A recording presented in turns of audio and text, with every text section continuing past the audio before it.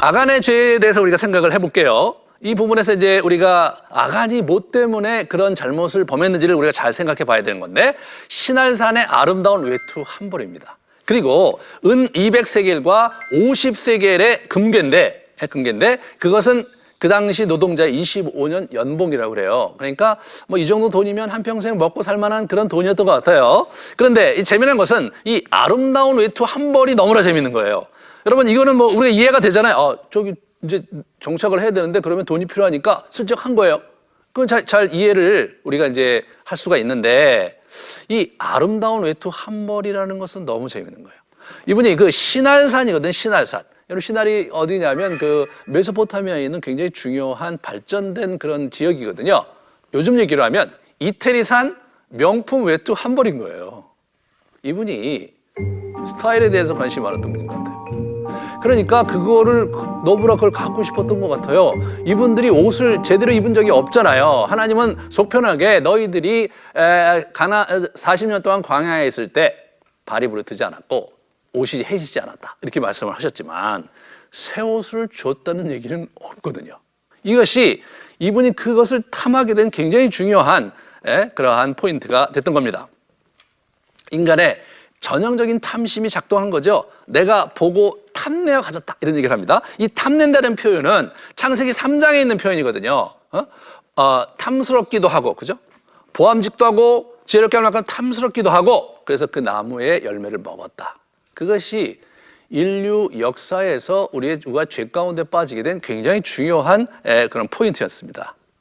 사단의 유혹의 그 포인트, 그들의 미끼의 네 가지 미끼를 잘 봐야 되는데, 첫 번째는 뭐냐면 권력, 두 번째는 부, 돈, 세 번째는 섹스, 그리고 네 번째 명예입니다.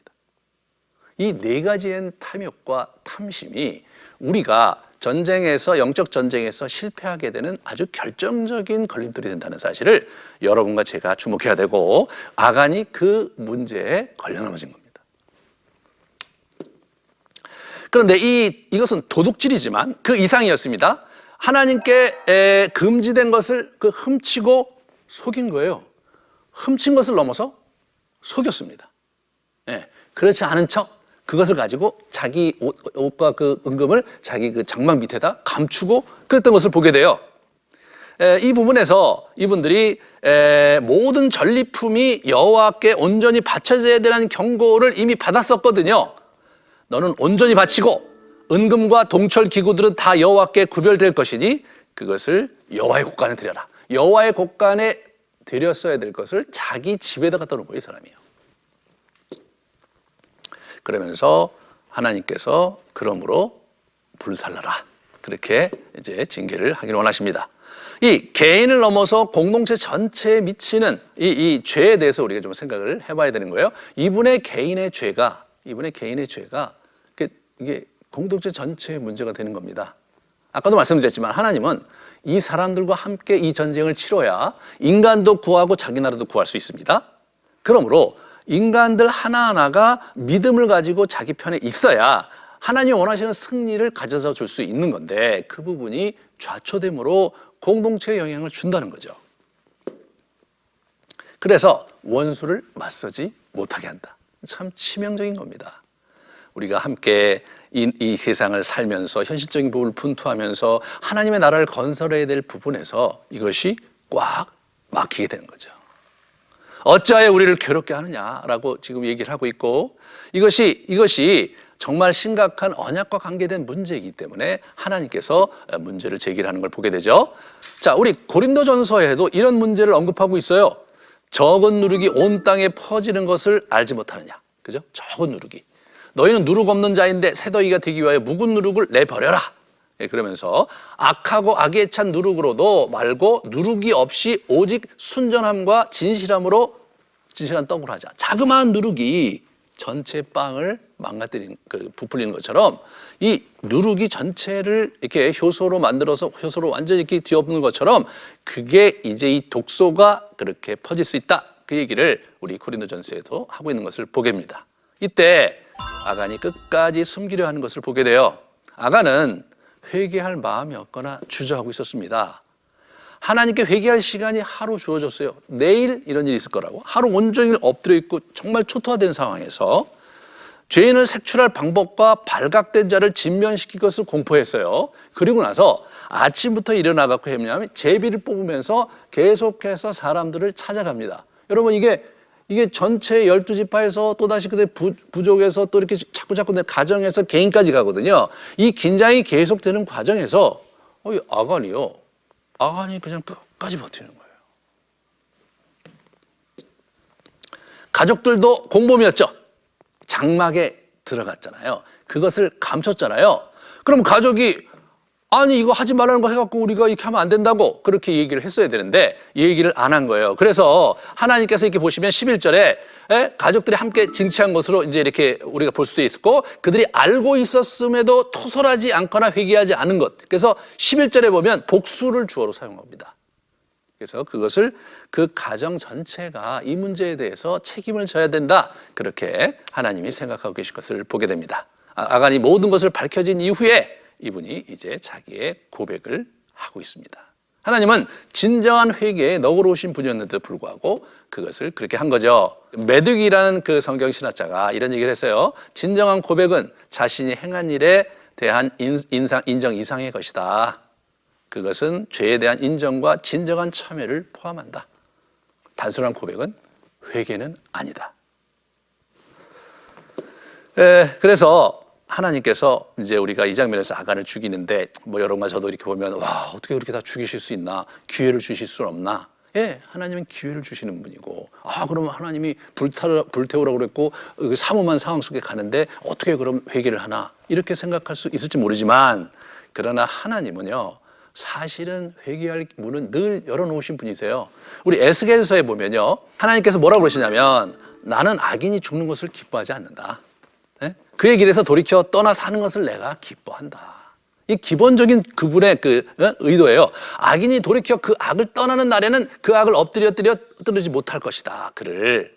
자, 가령 내가 악인에 대해 말하기를 너는 죽으리라 하였다 하자. 분명히 그렇게 얘기했다고 하자.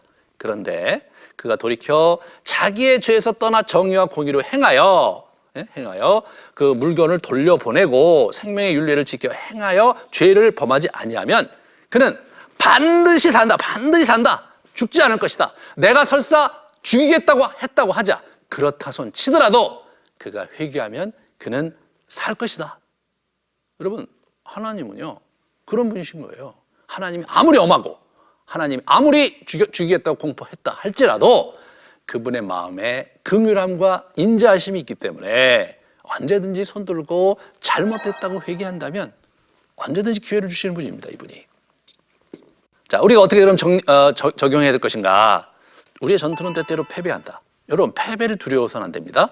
패배 이후에 우리가 다시 어떻게 일어날 것인가? 이 부분을 우리가 잘 깨닫고 일어서는 그런 믿음을 붙잡아야 된다. 죄는 개인적인 차원을 넘어서 공동체를 힘들게 할 수 있다는 사실을 잘 붙잡고 우리가 회개와 성결의 삶을 견제해야 됩니다.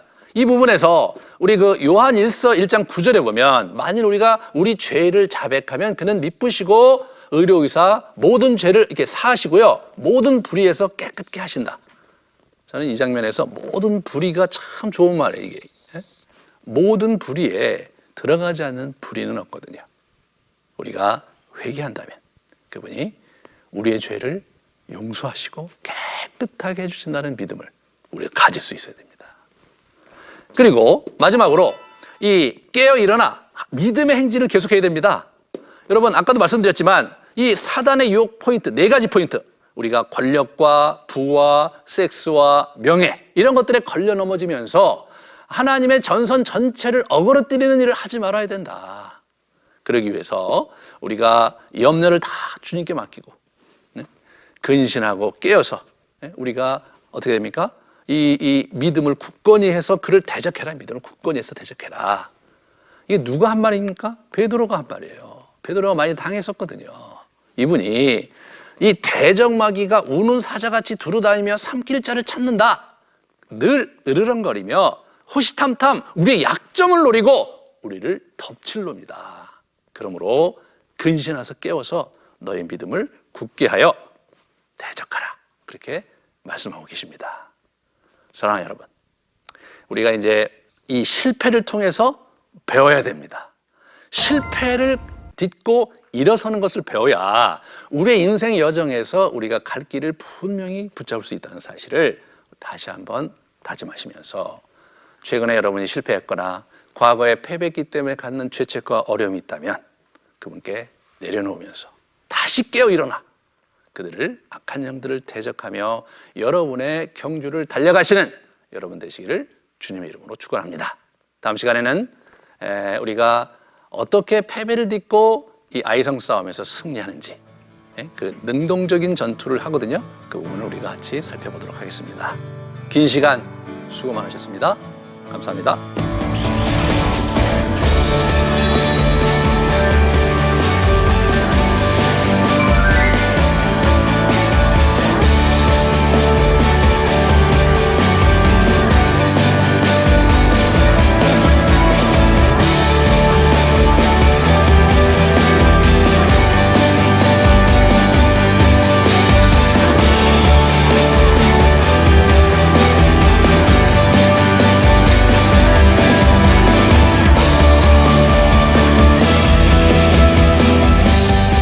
이 프로그램은 시청자 여러분의 소중한 후원으로 제작됩니다.